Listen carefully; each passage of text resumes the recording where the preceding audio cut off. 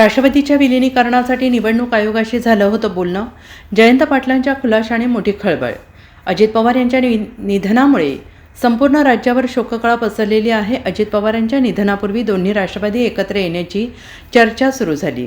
दोन्ही पक्षांच्या नेत्यांकडून याबाबत सकारात्मक विधाने करण्यात आली होती. आता अजित पवारांच्या निधनानंतर पुन्हा एकदा दोन्ही पक्ष विलीन होणार का याबाबत चर्चा सुरू झाली आहे.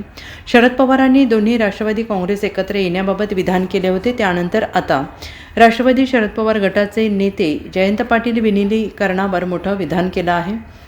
राष्ट्रवादी याआधी दोन्ही एकत्र आल्या असत्या याबाबत निवडणूक आयोगासोबत माझं बोलणं झालं होतं, असं जयंत पाटील यांनी म्हटलेलं आहे. जयंत पाटील यांनी बोलताना म्हटलं आहे की मी अजित पवार, शशिकांत शिंदे आणि इतर नेते एका बैठकीसाठी एकत्र आलो होतो. सुनील तटकरे हेही बैठकीला येणार होते, मात्र काही कारणामुळे ते येऊ शकले नाहीत. त्यावेळी आमची विलिनीकरणाबाबत चर्चा झाली. यावेळीच लवकरात लवकर हा निर्णय घेण्याची सगळ्यांची सहमती होती. दोन्ही पक्ष याआधीच विलीन झाले असते, मात्र निवडणूक आयोगाने नगरपालिकांच्या निवडणुका जाहीर केल्या.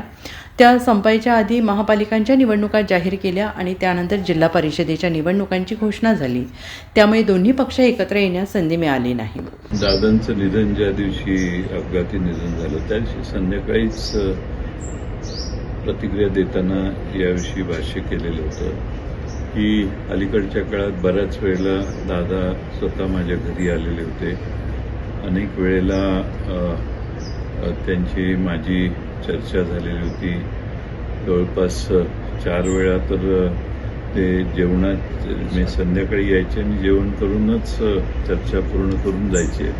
त्यामुळं बऱ्यापैकी त्यांची इच्छा होती की साहेबांच्या देखतच मला हे सगळे दोन्ही पक्ष आपले एकत्रित करायचे आहेत आणि माझ्याबद्दल जी जनमानसात आहे ते सगळं पुसून मी पुन्हा साहेबांच्या पक्षाबरोबर एकत्रित यायला तयार आहे आणि त्यांचा आग्रह होता. त्यामुळं एकदा नाही, जवळपास 8-10 वेळा माझ्याकडं त्यांच्या बैठका झाल्या आणि बैठकीचं ठिकाण माझं घरच होतं आणि माझ्याकडं येऊन बऱ्याच वेळेला पहिल्या 2-4 बैठका तर त्यांनी त्यांच्या भावना व्यक्त करण्यातच खर्च झाल्या आणि त्यांचा प्रचंड साहेबांच्याबद्दल आदर होता. साहेबांच्या बरोबर जे झालं ते सगळं विसरू आपण आणि मागच्या 2-2.5 वर्षाचा कालखंड मागं टाकून आपण सगळे एक होऊ आणि महाराष्ट्रात राष्ट्रवादी काँग्रेस पुन्हा एकसंध करू, ही त्यांची अंतिम आणि फार तीव्र अशी आग्रहाची भूमिका होती. 12 फेब्रुवारीचं तसं काही नव्हतं. ते शेवटी 16 तारखेला रात्री माझ्या घरी आमच्या पक्षातल्या काही प्रमुखांची आणि त्यांची बैठक झाली. त्याच्या आधी अमोल कोल्हेजी किंवा हर्षवर्धन पाटील यांना घेऊन एकदा आमचे पक्षाच्या अध्यक्षांची 2 वेळा बैठकीत ते सहभागी होते. त्यापूर्वी 16ला सगळेच आम्ही एकत्रित जमलो आणि त्या दिवशी ठरलं की आपण जिल्हा परिषदेच्या निवडणुका आघाडीत लढवू आणि आघाडीत लढवल्यानंतर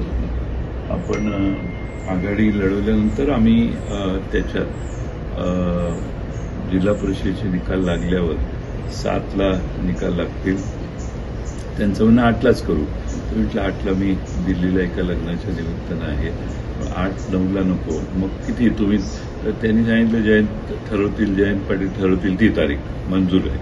मग आम्ही 10ला करू, मग 12ला करू, मग 12ला करू, कारण मध्ये 4-5 दिवस त्या फॉर्मॅलिटीला लागतील. 12 तारीख ही आम्ही निश्चित केली. दुसऱ्या दिवशी पहाटे उठून आम्ही त्यातही योगायोग असा की आम्ही सगळे इतके होतो की आम्ही सहज गमतीनं म्हटलं दादा विमानानेच उद्या सकाळी पवार साहेबांना भेटायला बारामतीत जाऊ. आम्ही ज्याला फोन केला त्याने सांगितलं नाही, ती धावपट्टी लहान आहे, माझं विमान काही तिकडे उतरणार नाही. मग आम्ही लगेच निर्णय घेतला की गाडीनं जाऊ. पहाटे निघून आम्ही पवार साहेबांच्या समोर 8 वाजता बसलो आणि तिथं सविस्तर चर्चा झाली आणि 12 तारीख आम्ही सगळ्यांनी निश्चित केली आणि